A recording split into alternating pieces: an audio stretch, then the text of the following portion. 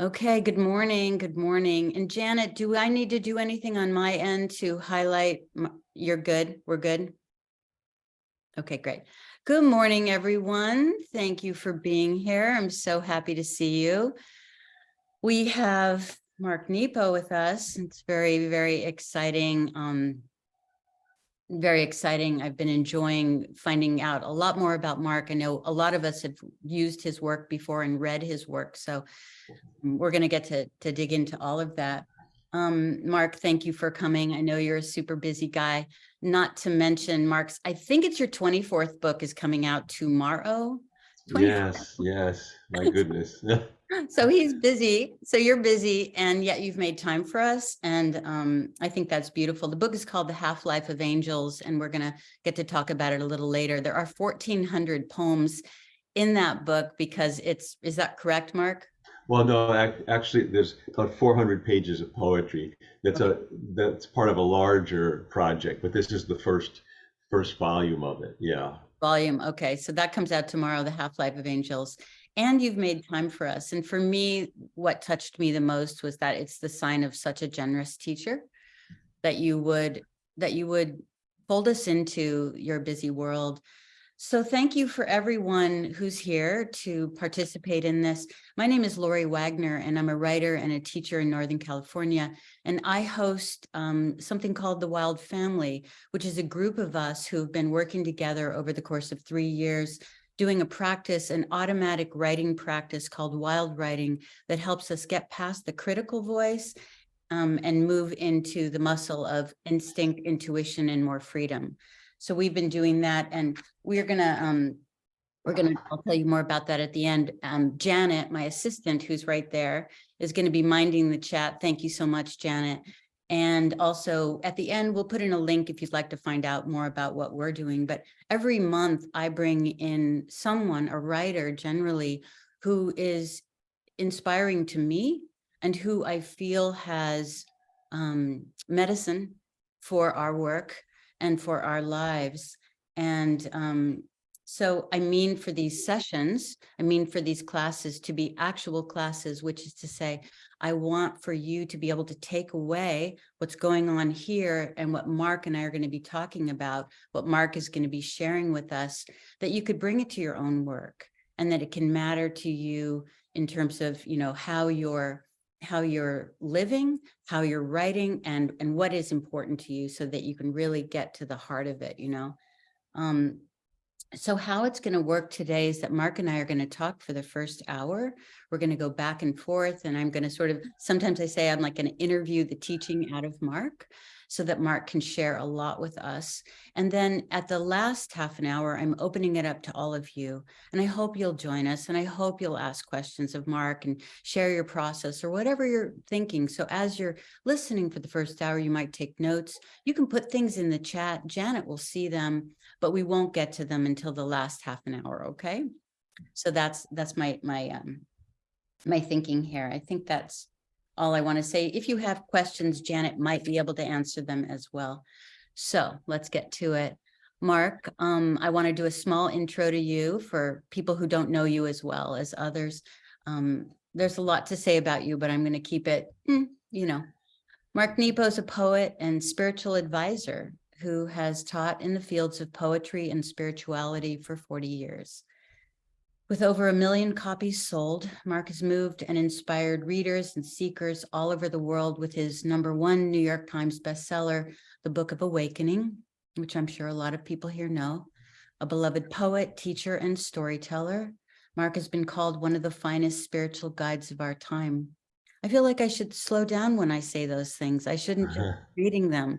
I should actually be just like letting that in for a second, because here we all are, just human beings on the path.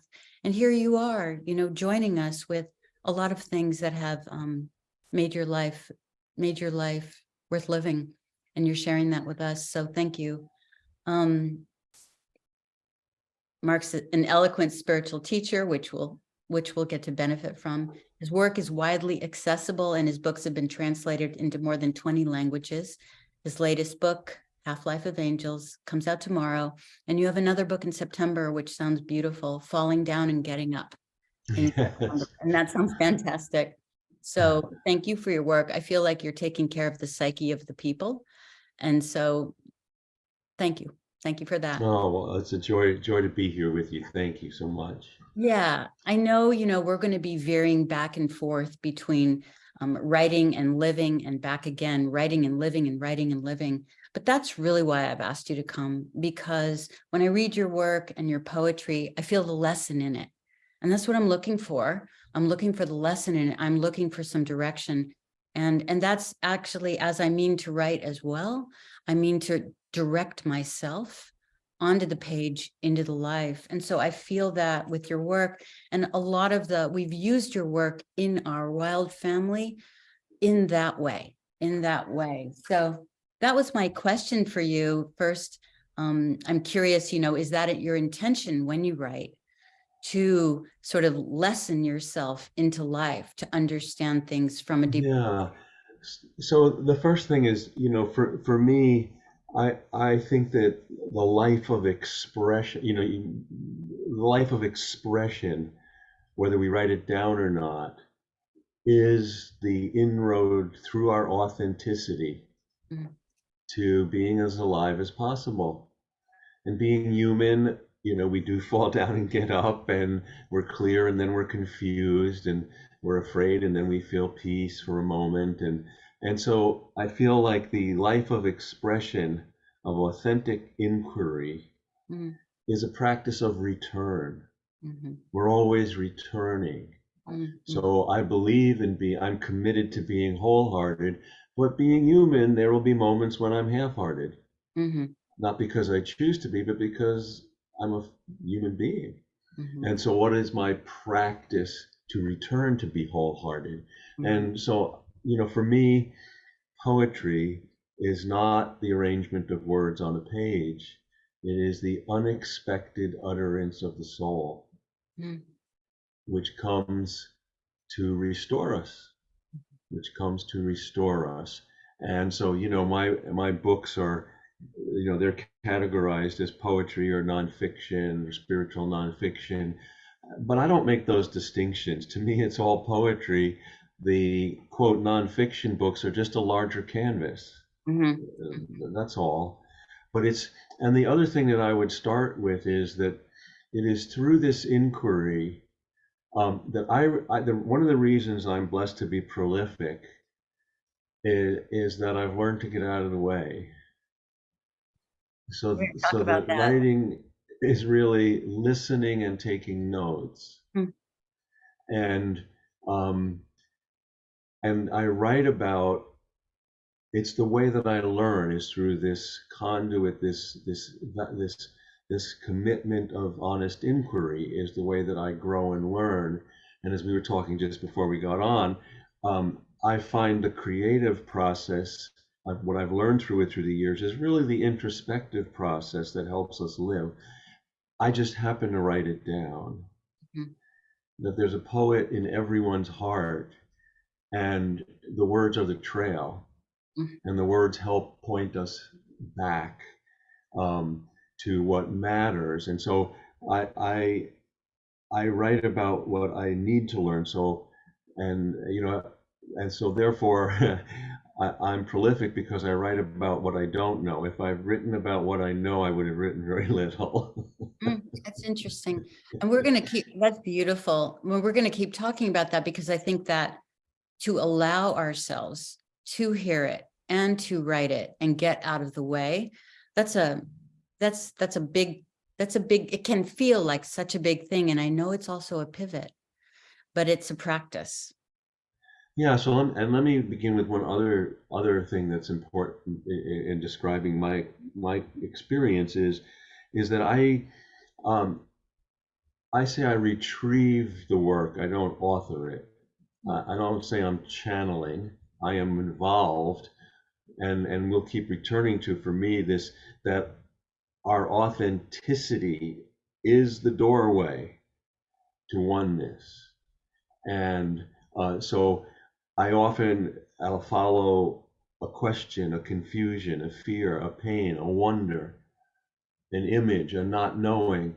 And if I am honest and vulnerable, then I don't know where that's going. I am rewarded with an insight or an image, with Mm, something that will then be my teacher. And then I have to be with it mhm. in order to gain that lesson. So there are often things that where poems will end in a metaphor or an image. It's not like I said, oh, that would be a great place to end. I'm not that smart. No. Okay. No, I arrive there and I'm as surprised as you are as a reader at what comes, and it's honoring the ring of truth, even if I don't know what it means, because then I have to be with it. Mhm. So the price of discover, just that the price of discovery is vulnerability.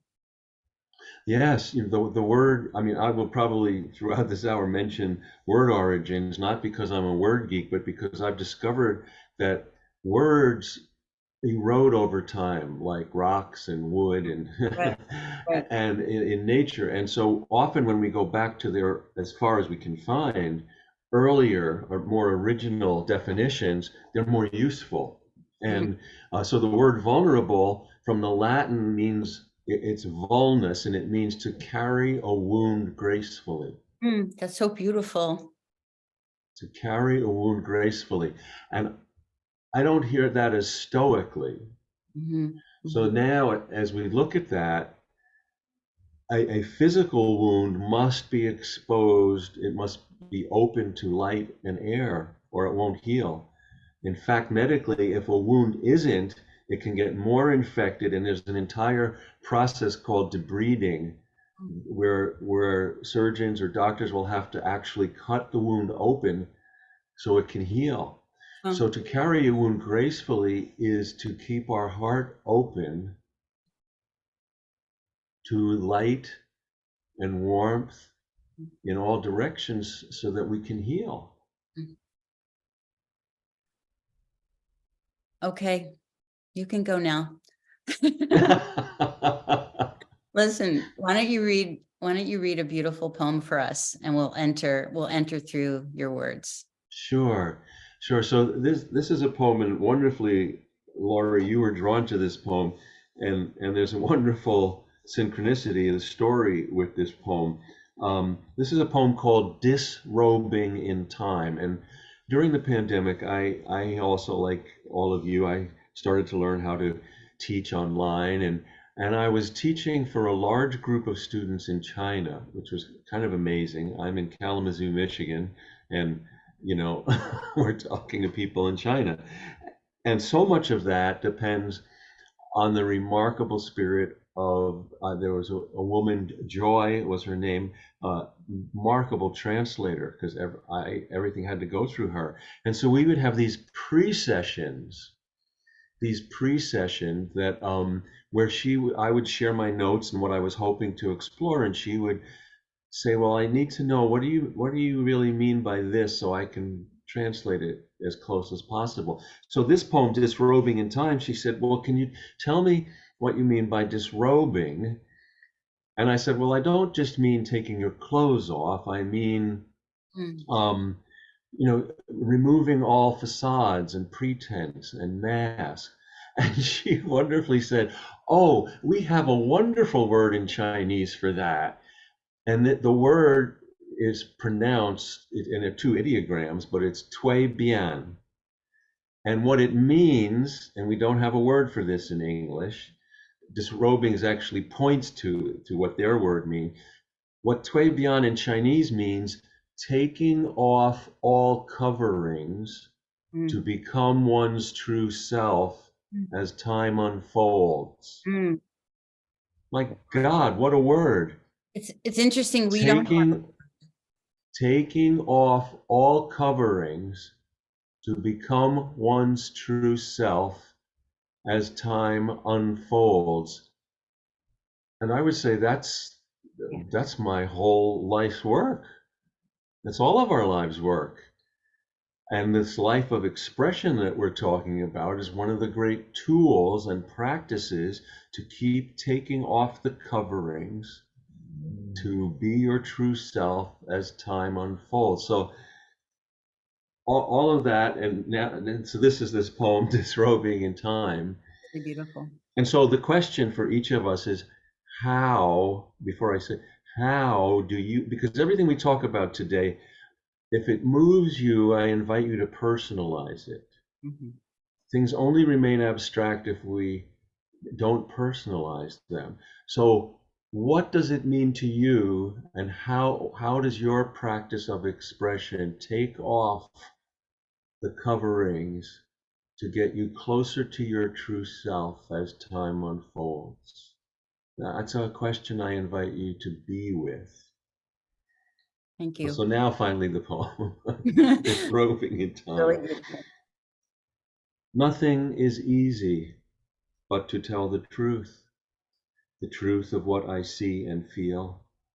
This somehow cleanses my eye, and it becomes clear what to do. In my pain, I forget to admit what is true, and things get worse. Because I don't want to be sad, I don't admit that I already am. Then I feel like I'm drowning. Because I don't want things to change, I don't admit that they already have. Then I feel like the wheel of life is tearing me apart. The greatest power we have when feeling powerless is to admit what is already true. Then the stepping stones of eternity rise out of the mud, showing us where to go. Thank you. Thank you so much. That's just a big piece, isn't it? You know, that's just a really big piece, the acknowledgement of where we already are, how we already feel without the covering, without the Well, covering. and I think that, because it's acknowledging the truth of who we are and where we are, that opens up the next step. Emerson said, I can't quote this exactly, but he said that our every problem, every question we would put is before us. It's like hieroglyphics that when we live our life, we decode it. Mm, And so like every every life has its own language of wisdom, and our job is to discover what that language is, mhm, one experience at a time, one expression at a time. mhm, mhm.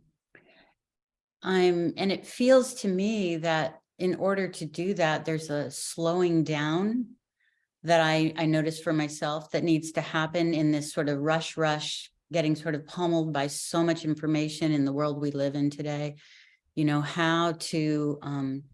How to recognize the experience, take it in, let it settle, sit, and then, sort of meet it in our lives or on the page. There's a slowing down, a recognition, a saying yes. What do you Absolutely. And I think this is one of the things that, like I'm all for technology, but they are inner tools.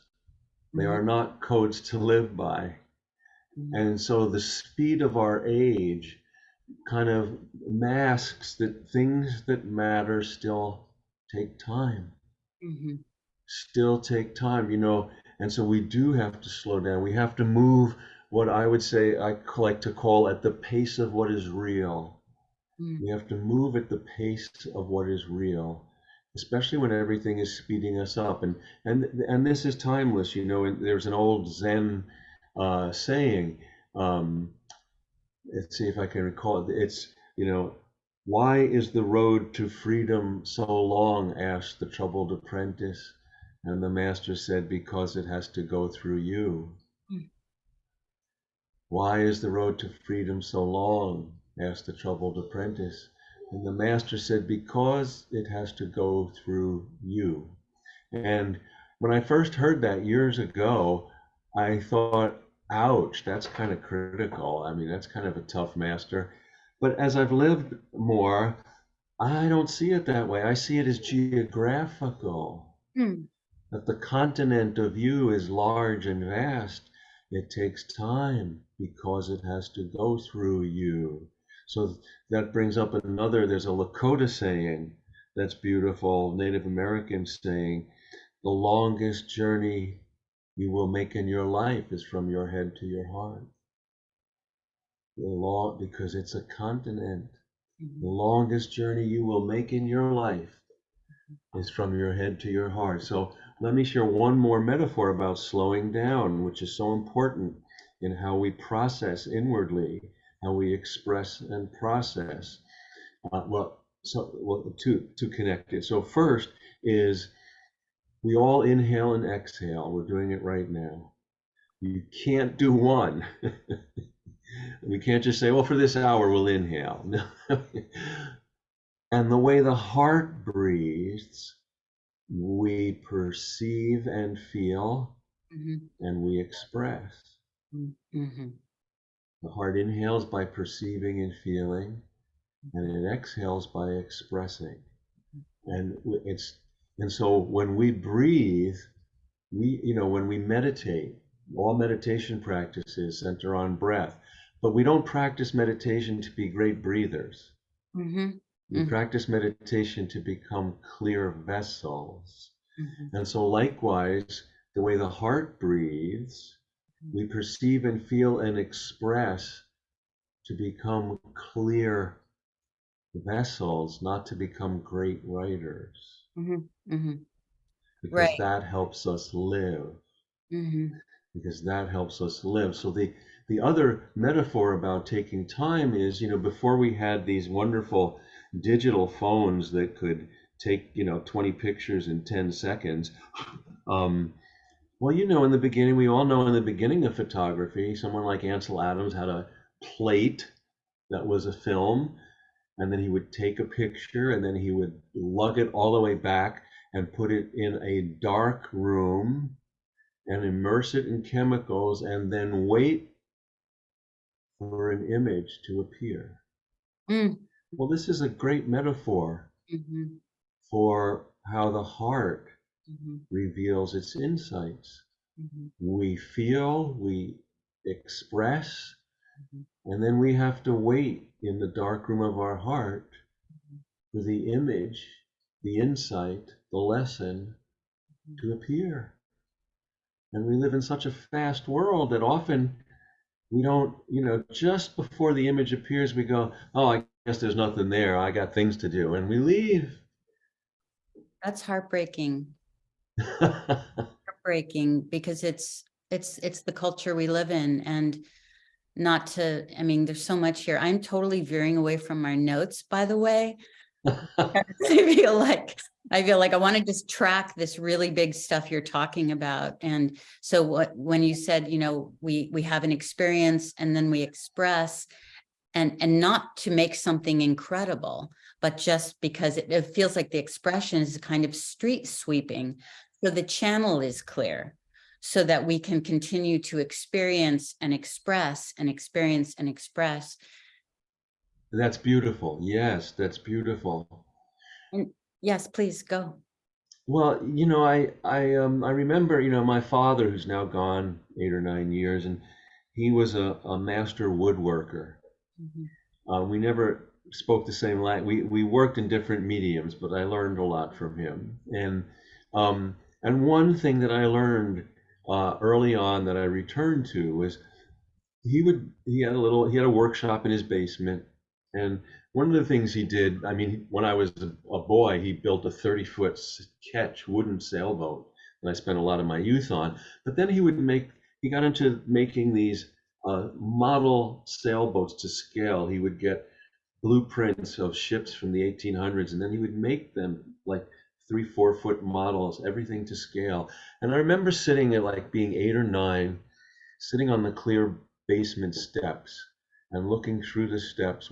He didn't know I was watching him work, and he was immersed working with a tweezer, pulling thread for rigging that he was making.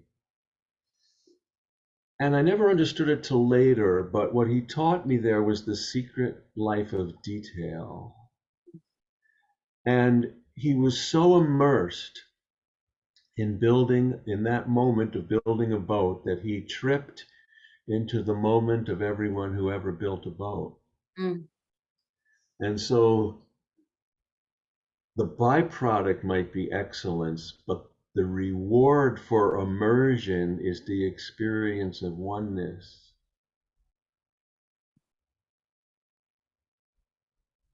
I think I understand. Let me just say this. And I see myself sometimes as like a bridge between the students and the teaching and what you're saying. So, but I'm the one who's trying to understand. And so what I think I heard you say was that we don't deliver ourselves to the experience or the moment or the writing in order to make something, in order to get something out of it. But that in delivering ourselves fully, we touch the divine. We may have an opportunity Yes. to sink into the divine, and then if we're lucky, we can remember and write it down. But we don't go after it for the exaltation of it. Is that what I'm hearing you say? Yes, because when we give ourselves wholeheartedly that engagement in whatever creative, introspective, authentic process, whatever we're exploring here, we are the ones created for it. We are the We ones. are the ones. Yeah, John Ruskin, the 17th century and 1700s watercolorist and British essayist, he said, the highest reward for a person's toil is not what they get for it, but what they become by it. Mhm. We are shaped for giving ourselves over to whatever it is, a question, a story, a myth, a insight, a pain, a confusion, even working through a fear. So we are the ones that are shaped for giving ourselves over that way. And so this difference between immersion and excellence, it's like a flame. A flame automatically gives off heat. Mhm. It doesn't work to give off heat. Mhm. And so when we devote ourselves, immerse ourselves, like a flame gives off heat, probably will do good work. Mhm. We don't have to worry about it. I have to let my dog out. Hold it.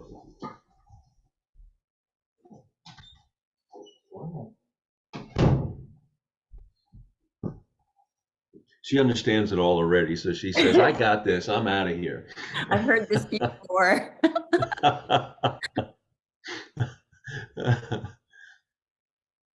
So you were saying the flame is going to give off heat without effort. So much, we live in such a world where the manufacturing Right. imprint has so affected everything, even our creativity. We turn everything into a product. Yeah. And really it's our involvement, our wholehearted involvement Mm. that draws us into being more alive. And Mhm. then what comes, whatever expression comes, is a placeholder to remind us of that divine place. Mhm. I follow you. I understand what you're saying. And I just kind of want to go back a couple steps. This productivity, this this is what I have to show for my and the world we live in, and that so many of us as writers, bringing it back to the writing too, is we're going to make something. I need to have something to show for it. And it's almost like we skip the divine part, the dropping in part, because we're in a rush to create a product. And how, that is an interesting thing, is is what you're suggesting, and more than suggesting, I mean, it feels very wholehearted, is that the process itself, if you can drop in, is the gift. And I Well, wonder for yes. some people if that's okay and that's enough. If Well, that it's wonderful. I am thrilled that this new book has come out. but it is the trail of the journey of my soul on earth. Mhm, mhm, My worth isn't in the book. mhm, The book is the trail of my wholehearted journey. mhm, And so, one of the struggles for all of us, not just in the world of writing, but in general, is that, you know, um, it's what I like to think about is this struggle between giving attention and getting attention. mm, So we live in a world where outwardly we're asked to get attention. Even when you go for a job, any job, you've got to submit a resume, you've got to be interviewed, you have to get attention so you can get the opportunity. So that in its proper perspective, of course, has its place. But in the creative world, mhm, what brings us alive is giving attention, is recognizing and verifying. But when we don't, and that gives us a connection to the authority of our being, which connects with the authority of all being. mhm, When when I don't have that connection, then I look for it elsewhere.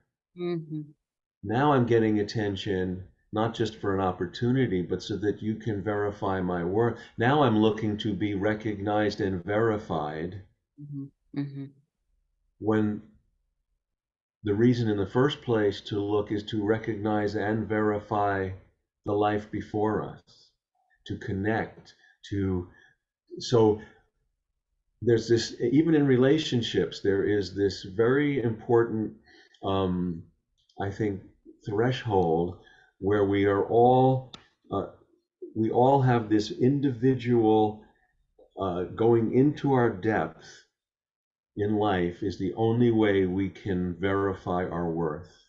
mhm, mhm, Now, of course, we want to belong and we want relationships, and now I want to share that with you. mhm. Well, that's wonderful, but I don't look to you for my worth. Mm. This is massive. This is so big.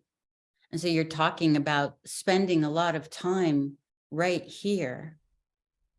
How would you describe it? And I guess what I'd like to know is a few thoughts you might have to share with people on how to host that experience for longer, to really let it settle in so that we get, so that that relationship with our experience with ourselves becomes like the home voice, the home experience. Yeah. So one of the things, and again, what I share are examples, not instructions, um, because we're all just guessing and taking notes and Yeah. comparing notes. I know for me that when life pushes me away, the difficult things push us back, that's when I need to lean in and hold nothing back. Mm, And when I do that, how do I do that? Well, I need to stop whatever I'm doing and give my full attention to the nearest part of life mm, in front of me mm, until it becomes my teacher. mm. Can you give an example? Can you? Yeah, I'll give you an example, and it's in a little poem in The Way Under the Way, where I was feeling at one point, I was in a farmhouse, and it was a difficult time I was going through. And I I can't remember exactly, but I remember it was a difficult time and I was having trouble making decisions and I was feeling very insecure. And I was standing alone in this farmhouse on the edge of, right about this time of year. And this poem, and there was a fly on the window. Mm, And I gave myself over completely to the fly. And it led to this poem called At the Window. I was at the window when a fly near the latch was on its back spinning, legs furious, going nowhere. I thought to swat it, but something in its struggle was too much my own. It kept spinning and began to tire. Without moving closer, I exhaled steadily, my breath a sudden wind, and the fly found its legs, rubbed its face, and flew away. I continued to stare at the latch, hoping that someday the breath of something incomprehensible would right me and enable me to fly. Mm. So beautiful to hear you read it. I can feel it. I can feel Well, it. and what I want to share here is that we always underestimate or doubt the abundance of resilience and gifts that come from being fully present with an open heart. Mm. Mhm. Everything we need is right here. Mm.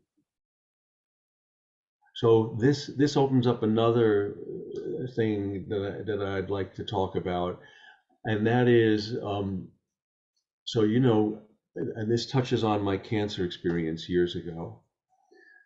So I recently turned 72. We were talking earlier. When I was younger, I thought someone 72 was ancient, and it doesn't seem so old now. And but in my early 30s, as some of you know from my work, I almost died from a rare form of lymphoma. And so that changed everything for me. That changed everything. And up before that, I was a driven young artist. And after that, the two things, the major things that happened during that journey, which was the heat of it, was a 3-year journey. And one thing was that, not through any wisdom on my part, but because I was turned inside out and upside down, I awoke on the other side, dropped into my heart. Mhm. And ever since then, my mind serves my heart and not the other way around. Mm. Mm. And the other thing is that I became a student of all paths because I was raised Jewish. I have a great tie to the Jewish heritage. But I had people, I was blessed to have people, formal and informal, from all walks of life, offer me some kind of help and blessing. And so when I was awoke on the other side, still blessed to be here, um, I was not, and I'm not still not wise enough to know what worked and what didn't. And so I was asked to believe in everything. And ever since then, all my work, all my books, I have been a student of all paths. And so I think of it this way: it's the poet in me that sees, it's the philosopher in me that tries to understand what I've seen, but it's the cancer survivor in me that is committed to making use of what I've discovered. And so I think that, so now to go back to our life as writers. So, like most of us, when I began, I was taught to be on the look for good material. Mm. This would be something good to write about. This is a good story, or this might be a good metaphor, or that's a good image. Or, well, one of the unexpected rewards for almost dying and still being here is that I was given the ordinary lens of the miraculous. Mm. Mm. I Mm. don't need to look for good material. Everything is miraculous. I just have to be present enough and open my heart enough until I can hear it and feel it and then be in relationship with it. And then a conversation happens, which winds up on the page. So it's not about, even the way that I now, and have been for a long time working on books.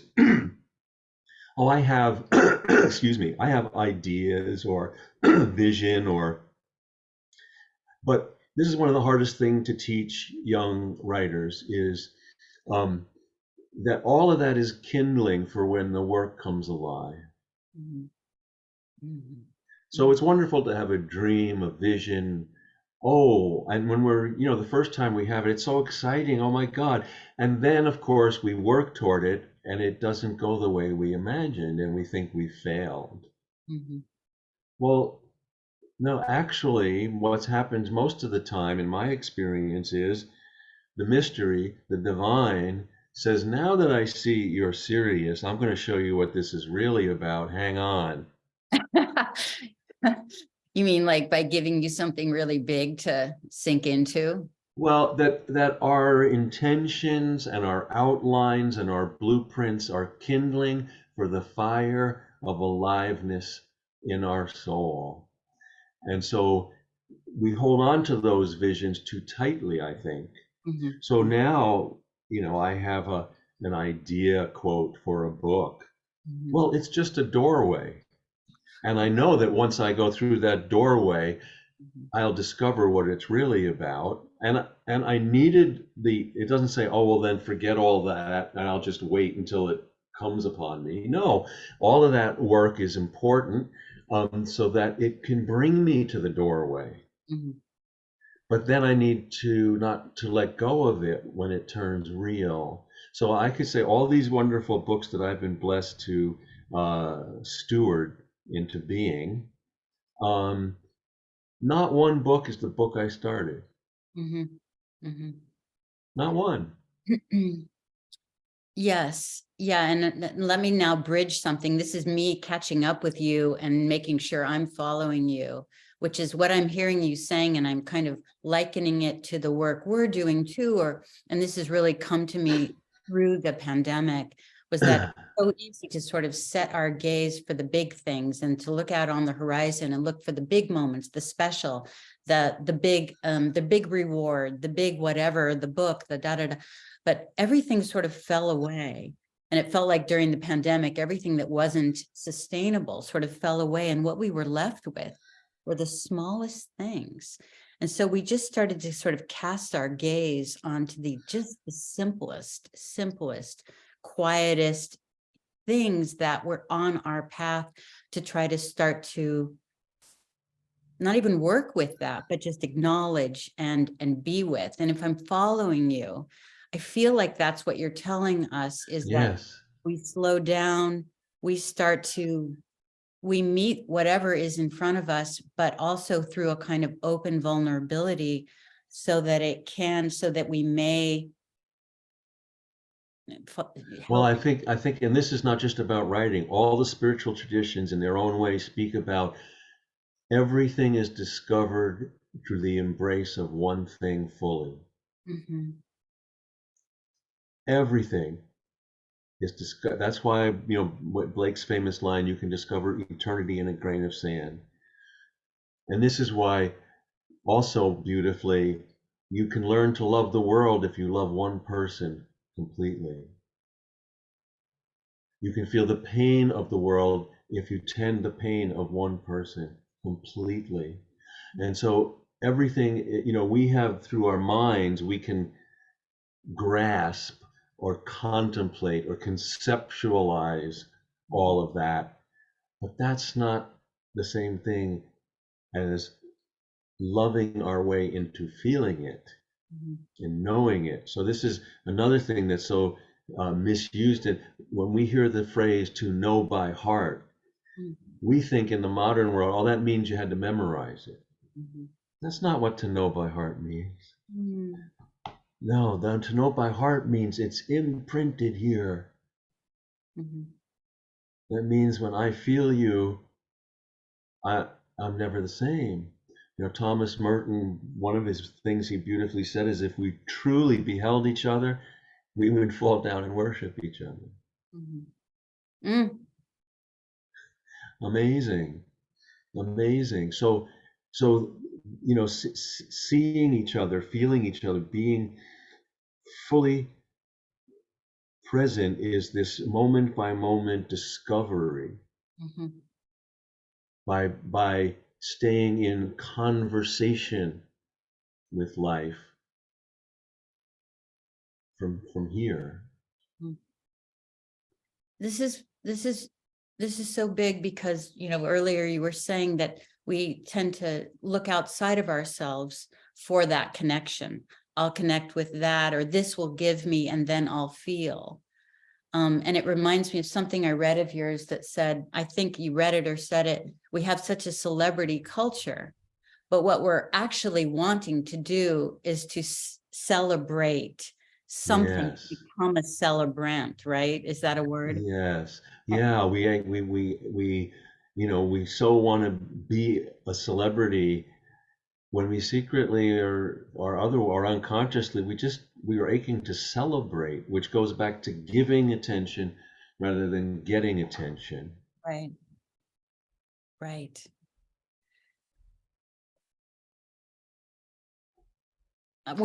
You have so much, something really beautiful, something really, well, I want to say a couple of things. One is your cancer did drop you into, I forget how you put it, it dropped you into, I think you said, uh, just the hugeness, the big well of life. Did you remember how you phrased it or how you, Yeah, well, it dropped me into the depth of life, and I think yes. every person alive, this is archetypal, will be given the opportunity to be dropped into the depth of life. Now, often it can happen, like for me, through something life-threatening or loss or pain but it also can happen by beauty and wonder and surprise and being loved unconditionally for the first time. So it's not just suffering. Um, but when that opening happens, that's when the depth of our spiritual journey begins. What kind of part am I and what kind of whole? Plato wonderfully said that we are born whole, but we need each other to be complete. Hmm. Mm. We're born whole, but we need each other to be complete. And in Eastern Europe, in the Eastern European Jewish villages, there is a tradition. There's a term in Yiddish, Shekinah, which means God is in exile, and it doesn't mean God is exiled as in shunned. It means more that God is dormant until through relationship God is made visible, the divine is made visible. And so rabbis would at dawn would run around in these little villages ringing a bell like little spiritual roosters. It's going Shekinah, get up, be in relationship so God can be seen. Mm-hmm. And that's relationship to each other, to ourselves, Mm-hmm. to life itself. So this brings up a word, and I love this word because its original meaning is so beautiful, and that's the word honor. Mm. The word honor means to keep what is true in view. Isn't that amazing? To keep It's what true. is true in view. So I honor life by keeping what I know is true about life in view. If we're friends, I honor you by keeping what I know is true about you in view, especially when you lose track of it. Mm-hmm. I honor my own soul by keeping what I know. So a question here is, through your expression for everyone here today, how can you honor what you know is true? Mm. How can you keep that in view?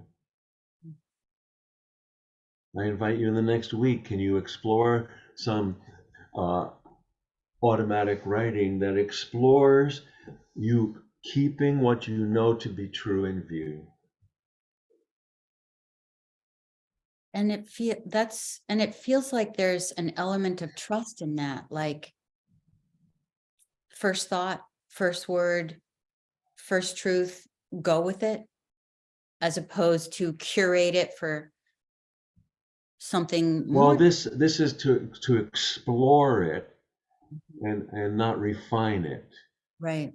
To Mhm. explore. So this brings up also, we think of revision as the pruning of language, the refining of language. And certainly at a craft level, that's true. But I've discovered that the deeper sense of revision means going back to the original vision and looking again. Mm. Mhm. So I find at this point in my life that, if I'm present and open hearted, things come out pretty, I might have to mess with a few things, but things come out pretty whole.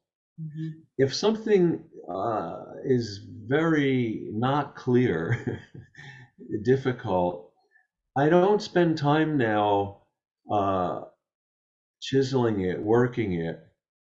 It's a sign to me that I wasn't present enough in the first place. Mm. Go back and look again.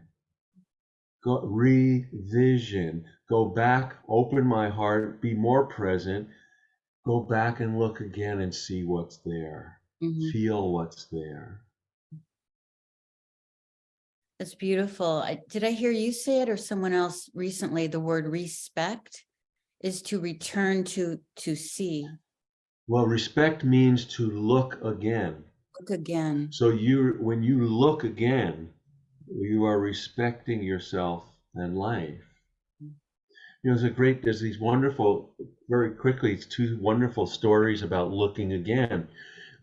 One is Matisse, and Matisse, at one point in his life, he was very influenced by the work of Delacroix, and he went to paint in Morocco, where Delacroix had painted, and he spent 6 months and he painted 3 canvases, and he brought them back to Paris, and a year later he was looking at one, and that painting was called a canvas, and he wasn't sure he got it right. So he took, now the painting's framed and everything. He saved up and he went back to Morocco, put it where he was painting. He said, "Yeah, I got it right." Mhm. And then he went home. And I don't think that's a story of perfection, of seeking for. I think that's a story of looking again. Mhm. Keep looking, keep looking, because things that matter take time. And being human, we need to look more than once. Mhm. And things evolve. So another wonderful writing story is E. E. Cummings, and he was famous for, he lived in Greenwich Village with his wife, and they had a wonderful little place. And after breakfast, he would go down and work in his study in the basement. And this day, she called him up for lunch, and as he's coming up the stairs, he's got this huge smile on his face. And she said, "Well, gee, what, you look like you had a good morning." He said, "Oh, marvelous." She said, "Well, what happened?" He said, "Well, after breakfast, I went down and this poem I was working on, I took a comma out. And just before you called me for lunch, I put it back in." Tell me why you love that so much. Because it's about, that's like my father working on the sailboat. It's not about perfecting the poem. It's about staying in relationship and tending the poem like you would an old friend. And the reward, so it's not about what the poem looked like at the end of the morning, it's that staying immersed in it brought him more alive and brought him joy.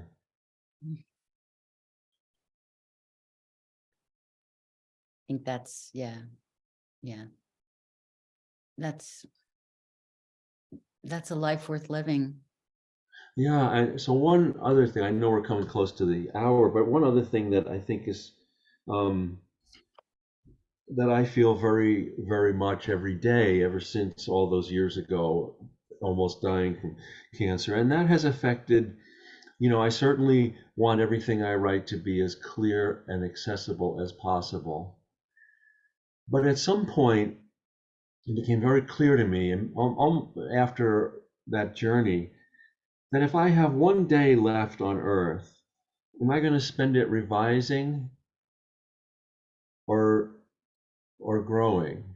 Mhm. And so, am I going to, if I get things 89 or 90% clear, am I going to spend my last hours trying to get it 95%? Or am I going to be open to the hidden angel that wants to whisper in my ear?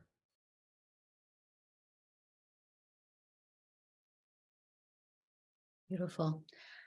I'm going to ask you one last question. There's so many I haven't asked, but you have really been so generous with us. You in an interview, you talked about the Hindu tradition that everyone carries a portion of universal spirit Yeah. in them while they're here, but that we borrow it. And so we need to use it. And I was just wondering if you could just say a few words about that, and also what does it mean to be a good steward of the universal spirit, and also as a writer, if you can. Yeah. So that's the thank you. It's a wonderful question. So, but let me back up. It take a minute or two to frame this. So all the traditions speak about the eternal life force that flows through everything, and the Hindu tradition, I like to use that as a way to talk about this because it's very clear, it seems to me. And so the Hindu tradition has its own trinity, if you will, and three of those Hindu gods are Brahma, Vishnu, and Shiva. And and so Brahma is the eternal spirit, life force. It never dies. It's eternal. It's indestructible. It can fill anything. And of course, and so it's everlasting. And then Vishnu is the life of forms. So that spirit fills you and me and my dog and the cup of coffee I have here and the window and the tree, everything. And of course, all forms, they don't last forever. Mhm. All forms dissolve. If it's human forms and it's us, we call that dying. But a dog, a horse, they have different. A butterfly with only a few weeks. Mhm. We are hopefully 100 years or so. And now Shiva is the transformer that just takes the spirit that comes out of the dissolved form and puts it back into the universe so it can re-enter other forms. Mhm. Mhm. Mhm. So now we in the West, we say, oh, reincarnation. So we make cartoons out of it. Everyone, that means, everyone was King Tut or Cleopatra. Well, it doesn't, I think it's much more, and again, we're all guessing, nobody knows anything, but, even if that were possible, why can't a part of me be the nail that holds a barn together? Mhm. Mhm. That's part of the universal spirit. Absolutely, all of it, and that we disperse. So anyway, so the term namaste or namaste depends if you say it with a Brooklyn accent or not. But that Hindu phrase beautifully means I bow or honor the portion of universal spirit that resides in you for now. So every soul carries, every life, let's put it, every life carries a portion of universal spirit for the time we're here on earth. We call that soul. Mhm. It can be known by 1,000 names, Dharma, Atman, there's all kinds of names, life force, the God within, the Holy Ghost. I don't know, on and on and on. But the question is then, can we be good stewards Mhm. of the portion of universal spirit we are blessed to carry while we are here? Mhm. And so I can speak to what that means to me, but the question is, what does it mean to all of you? Mhm. Mhm. What does it, and that's another I would offer as a writing prompt, a doorway. What does it mean to you to be a good steward of the portion of universal spirit that you are blessed to carry while you're here? Wow. And for me, it has come to mean to be as alive in my heart as possible because I believe the heart is the conduit for spirit between all living things. So to be as alive as possible, which means to keep perceiving and feeling and expressing, and to keep listening to what I express. So expression has become a teacher, not a declaration of what I feel or think. Mm. Mm. Say And to that keep one more learn that expressing has become a teacher for me to learn from what does it mean, not so much for me to declare time.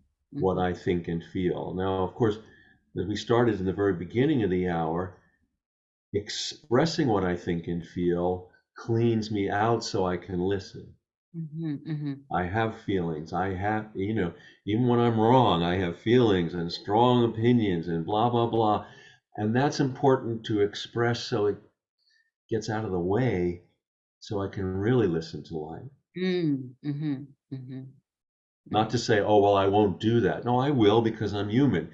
Just get it out so it can get out of the way. Mm. And just to tag on again, that's so beautiful. And I love how you're asking us to consider how we will carry the universal spirit, how we will, how we will carry that. And as writers, and maybe this is even redundant, but I think so much of what you're talking about is so heavy and it's so simple. But it's heavy. It's really heavy because it's like asking us to tune into another channel. It's really easy to tune into the big channel of the internet or to our lives and our details and what we want and where we're going. But this is a different kind of tuning in. So it's really heavy, but it's also, Well, yeah, please. well, I think the journey and all the spiritual traditions speak about this too. But and then let's use this as a metaphor, and then I'm happy to open up to questions. That we are taught in the outer world that life is getting from here to there. But all the traditions, life is going from in to out, not from here to there. Mm. Mm-hmm. And a great teacher in this and metaphor are flowers. Mm. So just think about flowers for a minute. We all take this for granted. Whether planted or wildflowers, they start with a seed, and the seed holds the entire flower already in it. And that seed, buried underground, starts growing toward a force it has no knowledge or even an imagination for. Beautiful. Light. It doesn't even know what light is, and yet it can't help but grow toward it. Mm. And then it breaks ground, and now it grows in both directions, shoots and roots. And when it's sturdy enough and strong enough, it starts to flower, which is what? When a flower blossoms, it is revealing its inner beauty by turning itself inside out. And it does all that without going anywhere. What a teacher of transformation. And this unending resource of listening and expressing ourselves Mhm. is how we reveal our inner beauty by turning ourselves inside out. Mhm. Wow, what else would we do? What else would we do? And I have a tiny question there, which is that also in that process, is it also important to take the editor out? I'm not just talking about editor for the page, but the critic. Oh, absolutely. That's a whole, absolutely. I mean, there's a whole discussion about the inner critic and holding that at bay because it's about being here and not watching us ourselves be here. And so it's so important. Um, the watcher. The truth is, while there are so many relationships to enter, no one is watching. Mhm. We are taught from an early age that someone is watching, either parents or authority or God or something. We're always under the gaze of some judgmental force. Mm. And I realized when I awoke from one of my surgeries for the first time in my life, no one's watching. Mm. No one's watching. There is nothing between us and this miracle of life. And so we will, like other things, it's not that we will eliminate the inner critic, but we can right size the inner critic and we can say, okay, that's enough. Mhm. You don't get to run this show right now. Okay, back off. Big practice. That's beautiful. I love you to come back and just spend an hour talking about that with us sometime. Sure, sure. You're very generous. I'm realizing we're gonna open it up, and I've kind of seen a few of the people are in the chat saying, "Let Mark speak. Let Mark speak. Let's not interrupt him." But I also know that you're going to continue to share Sure. conversation with. I'm going to open it up to people to ask questions, and so I'm asking people to, be succinct with your question as you can, and Mark will continue to share so beautifully. And I also want to say one more thing. I love that Kimmy Moss is number one up there, because Kimmy's carrying the universal spirit in a very big way. But I want to say that we're going to give a link to Mark's website at the end of this, and we're also going to send you a recording of this so you can hear it again, because this is one of those big teachings that we can't hear enough, but that I'm sure there are ways for people to participate with you in your work Oh, yeah. so that the conversation is continued. So Yeah, thank you so much. And folks can uh, on my website. There's all of where I'm teaching, and one thing that it's filled for this coming year, but every year I offer a year-long journey for a small group of people, where a small group of like 16 or 18 people, we journey over 4 weekends over 1 year in person. And so there, you can find on my website this year, which is starting this month. For next year in the spring, we'll start having a waiting list for that if anybody is drawn to that. incredible. Wow, amazing. All right, let's get to the questions. Kimmy Moss, please. Nice to see you always. Hello, Mark. Thank you so much. I feel like this is like a beyond a 7-course meal, but like this indulgent wisdom, just like served on a plate after plate. So thank you for that. That was the only metaphor I could even think of to just name how sweet this has been. So rich. But I have a question, and the question I'm kind of going to ask 3 with it, and it's in balancing the part of you that is living in the moment, in communion with the Holy Spirit, or being deeply dropped in, immersed, and also capturing it. And so my question is, how can you experience moments without capturing them? Like, how do you turn off the articulator, the capture, and what is, I guess, what is the price for this level of awareness for noticing your life and being able to write about it? That's a great question. Thank you. And so I think one thing is that I think there's a difference between capturing and expressing. Mm. Okay, so the capturing is a little more distanced. When I find myself trying to capture, Mm. I'm not staying in the experience as much. When I'm expressing, the articulation is coming out of my immersion in the moment. And, we're taught that a bias that, oh, well, in order to be specific, I need to be rational. I need to be unattached. No, I think that's just made up.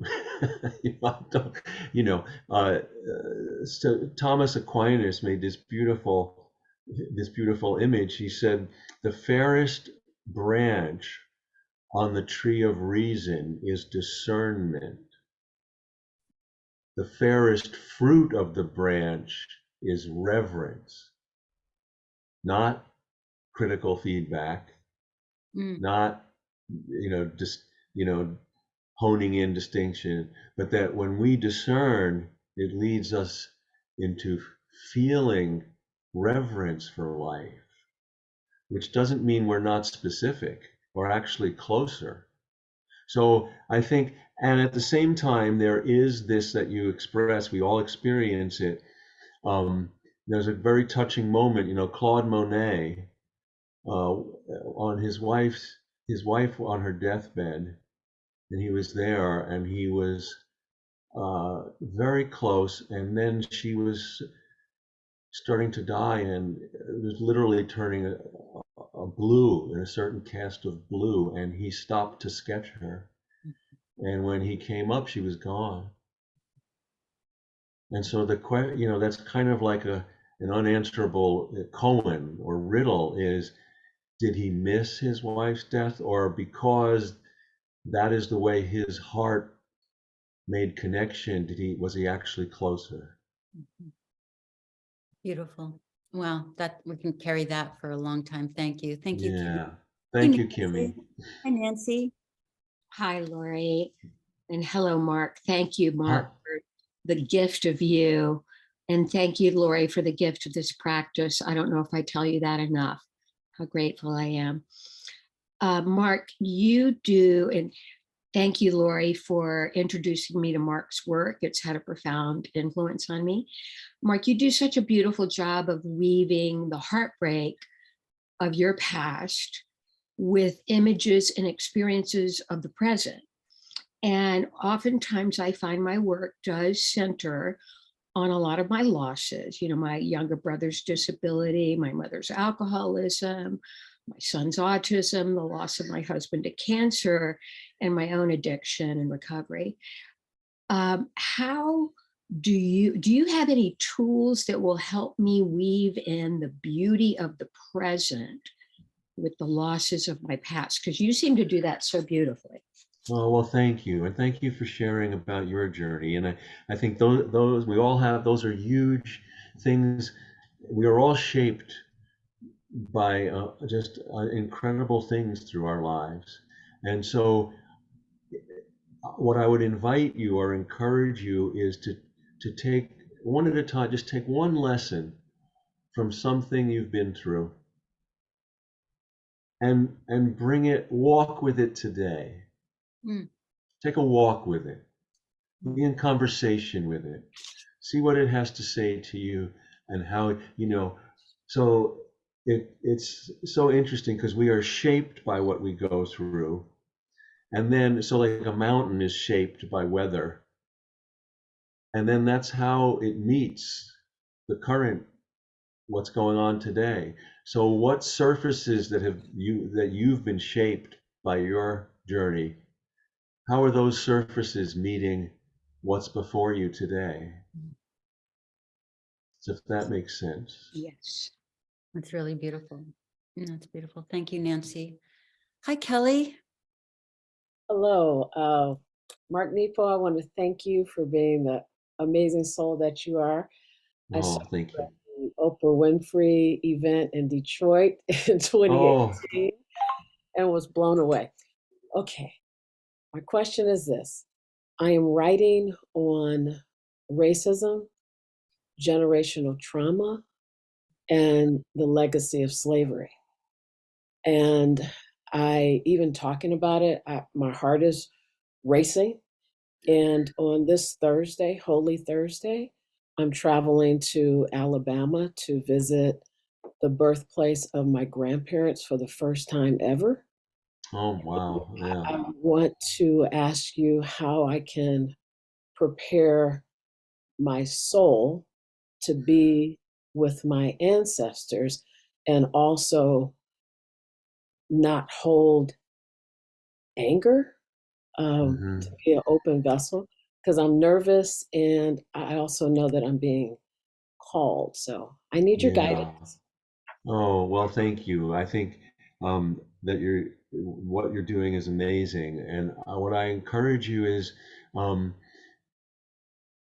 all of those feelings, of course, are justified and and I would encourage you to try to hold your heart as the conductor of this orchestra that's going there.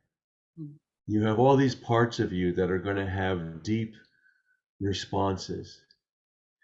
And so, you know, as the conductor, you give each instrument its proper voice, but you try not to let any one crowd out the other voices. Like in a way, this journey is a research, we talk about research. This is an in search. Oof. This is in search. You're doing this in search journey. So while you're there, can you record as many details, stories, feelings, thoughts as possible so that when you're home, you, like an archaeologist, can look at them and process them and say, oh, this one I need to spend more time going here. Oh, this one I need to really tell this story. Or so I think if you can try to, uh, again, be the conductor of all these parts in you that are going to have deep responses, so that you can gather as much as possible to come home with. Thank you. Thank you for that. Oh, thank you, and blessings on that journey. Thank you, Kelly.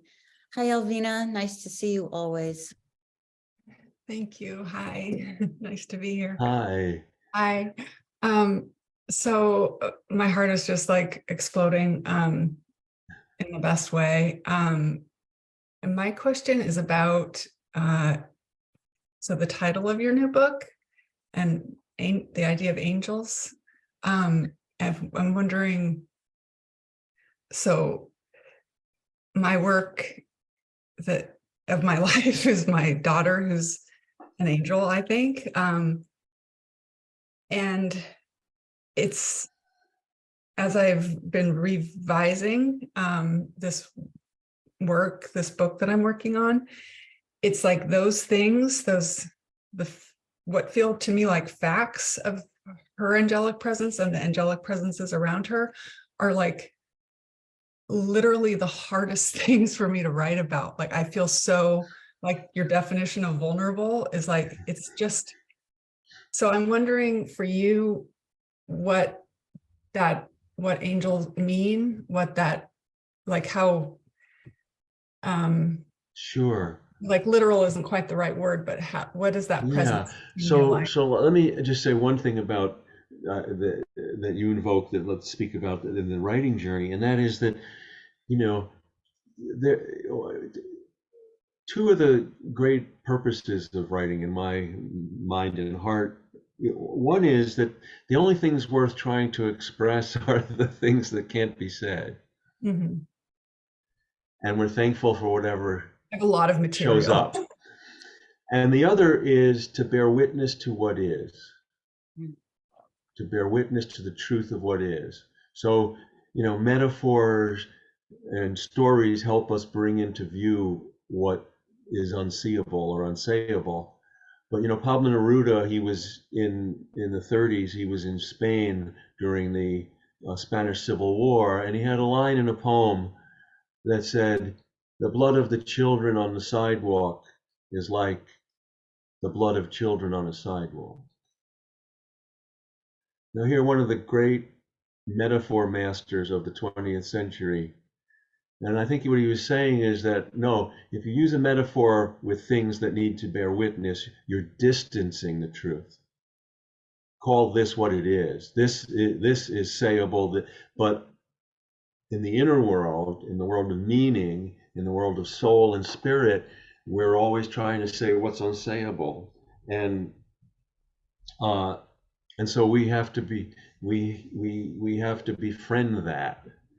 So in terms of angels, what I would say is, for me, I feel like the appearance of spirit, that angels are certainly not what we've been taught, these winged feathery cherubs, but they appear like, you know, um, the thing that makes my dog twitch while she's dreaming in the night, the thing that sticks in my throat when my heart comes up.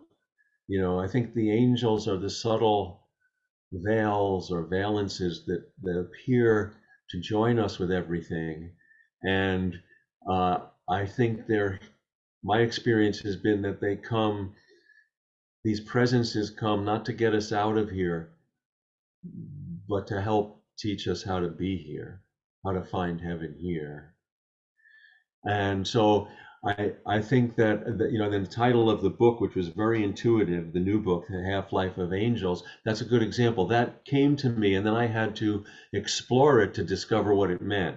I didn't know what it meant and then say, oh, this is a good thing to call the book. It was the other way around. And what I came to was that, to me, this spark of life that joins everything, you know, you think of God and Adam on the Sistine Chapel, that little distance between their fingers, that spark of becoming that joins us with life and each other, that's the half-life of angels. That's the synapse. And so all the poems in these 3 books that are in this one volume explore and praise that spark of becoming. So, and the last thing I would say about this is that when is keep trying to express yourself. But I would also say that, you know, when I was young, and this is very normal, you know, in the beginning I would see something and I try to say it, and then I go, well, this isn't what I saw, and then I'd try again and I'd miss again. I'd try 6, 7 times and I'd be so frustrated. I'd say, I can see it, why can't I say it? Well, certainly I'm better after all these years at saying what I see, but still it's not there. But only difference is now I try, and then I go, thank you to that angel, because you just gave me 7 poems. You mean 7 different tries to say it, or 7 different poems? So our expression is just a kind of conveyor belt of moving Yeah, forward. all the literature in the world are the near misses, because what matters will, by definition, the mystery will remain unsayable, which doesn't mean we don't try, but we give up thinking that we're going to get it. That's really beautiful. There was a quick Pablo Picasso, I think I read once, he said he was just painting the same painting his whole life. He was attempting to keep coming back to getting at what he was trying to get at in every painting, and he just kept trying, you know. That's beautiful. Yeah, that's beautiful. Thanks, Selvina. That's beautiful to your question. Hey, Janet, it's been a long time. It's nice to see you. It's so great to see you, Lori. I want to thank you so much for your work. It's one of the most powerful medicines of my life. So thank you. And Mark, this is a life-changing conversation. Thank you so much for being here. So I have a painting mentor who helps me with painting when I haven't painted for a while or haven't painted in the way I really want to paint. And he reminds me that I've let it become too precious, that I've attached too much to it. And so when you were talking about outlines or ideas or big picture project scopes, that they're just leading you to the doorway, and that when it will become real. And so I'm just wondering if you could talk a little bit about your process of trust to get yourself through the doorway, because I have a project that I think I've made too precious. I'm having trouble crossing that threshold, if I'm making sense. Yeah. So I think that, you know, I think it's this notion that the teacher is, in the Hindu tradition too, there's a term upaguru, which means the teacher that is next to you at this moment. And so if I keep trying to return to this sense of that whatever effort I put into imagining something is kindling, and it has served its purpose once things become more real in front of me. And so that involves me, see, all these things we've been talking about are connected. So when my worth is grounded in who I am and not what I do, I can less imbue the projects with my worth. Then I am a little more free to enter them. And so it begs more of a, again, we talked earlier about more of a, to see yourself as an explorer discovering things than as an architect building something you've already imagined. And so that leads to more of an excitement to get through the doorway and say, I don't know what's going to happen next. You know, it's not published yet, but I have one spiritual novel, I call it that, but it's a story. But anyway, all of it to say there's this whole story, half of the story takes place in India with these characters. And in the middle of the story, I'm working on it, and right in the way off in the periphery, this tiger shows up that's, you know, dangerous, and it's lost its way, and it's starting to attack people. And I didn't think anything of it because I wasn't writing about tigers. Well, it kept showing up, and I had to stop the story that I had planned out, this whole thing, right? And the tiger was saying, you've really been looking for me. Are you going to get this, or are you going to keep dallying with this story over here that you think is important? And finally, I had to stop because I also realized I didn't know a thing about tigers. So then I had to research. I wound up researching about tigers for 2 months. And then I discovered, oh my God, the whole center of the novel was about meeting this tiger. And if I had been insistent, you know, I spent a long time developing these characters. If I had been insistent on what I thought, where I thought it was going, I would have missed it. I would have walked right by it. Beautiful. That is so helpful. Thanks. Thank Jen. you. We're gonna You're let welcome. Megan and Laura ask 2 last questions, and then we'll wrap it up. Sure. Nice to see you again, friend. So good to see you too. Thank you for this gift of this conversation. And Mark, my therapist, gave me a copy of your book a decade ago, and it's been with me through so many things. So to be live with you today is just such a gift. Feels like a transmission of wholeheartedness. No, So, thank you. Thank you. Thank you. My question, I love the synchronicity of all the questions and conversation, what this is building to. My question is around, I completed my first novel in January, and I'm in the process. I really resonated with what you shared about the tiger. My case wasn't a tiger, but the book became what it wanted to be, not what I thought it would be. I'm in the process of querying agents to go the traditional publishing route. And I'm just curious, I feel very supported with the practical side of things. And yet I'm curious to hear about your process with what supported you when I'm writing. I'm in that divine, you know, I'm in that space. This querying feels like a very different kind of approach. And I'm just curious what supported you in staying in that wholehearted nature. Yeah. Any wisdom about?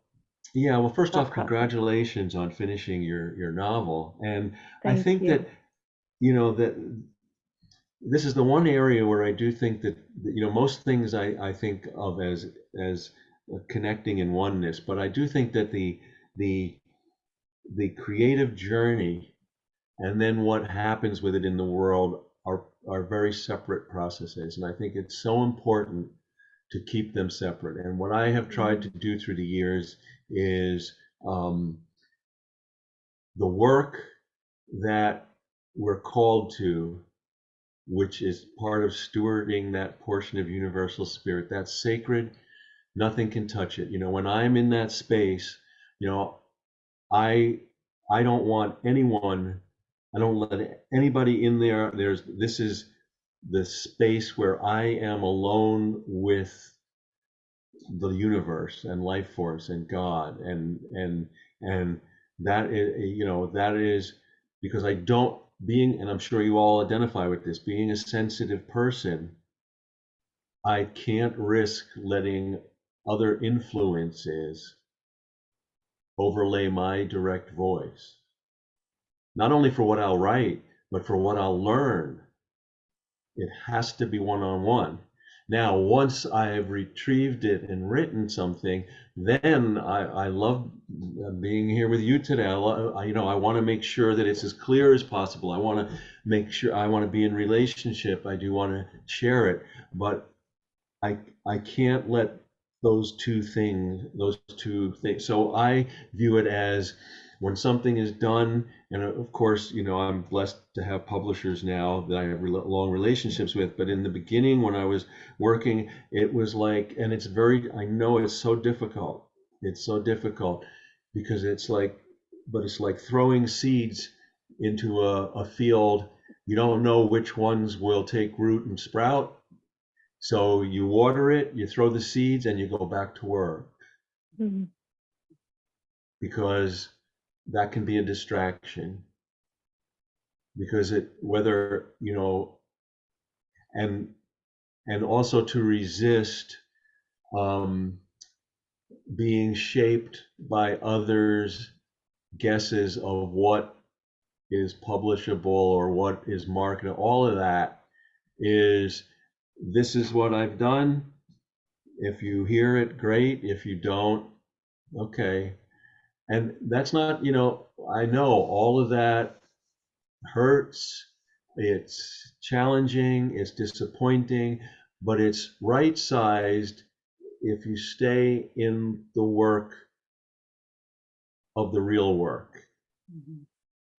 That's what helps more than anything. So I would offer, I've been blessed to have an experience, and this is archetypal, when, before I was published and any of my work was known. Of course, like all of us, the challenge is not to be overcome by not being seen or not being heard, to trust in your voice, to trust in what you're seeing, to trust in the work as it's coming alive, as it's bringing you alive. And so the challenge is not to be overcome by that invisibility or silence. Being blessed to have my work known, it's just the same effort, but in a different direction. Um, the challenge is not to be influenced by what others want you to do Mhm. or do again. I can't tell you how many publishers have asked me to, can you write another book of awakening? No. No, don't you? No, it's impossible. Nor would I want to. Um, and and so then the effort is not to be distracted from the work, from being too seen. So the image that comes to me with all of that too is like when before your work is known in any way, it's like as if you're walking into a strong headwind, like a very windy day.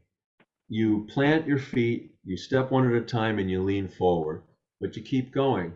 Well, being blessed to have your work known, I've discovered it's the same thing. It's just the wind's coming in a different direction. Now the wind's behind you, so you still plant your feet, you keep going, do your work, but you lean back a little instead of forward. That's all. Mhm. Beautiful. Thank you. Thank Beautiful. you so much.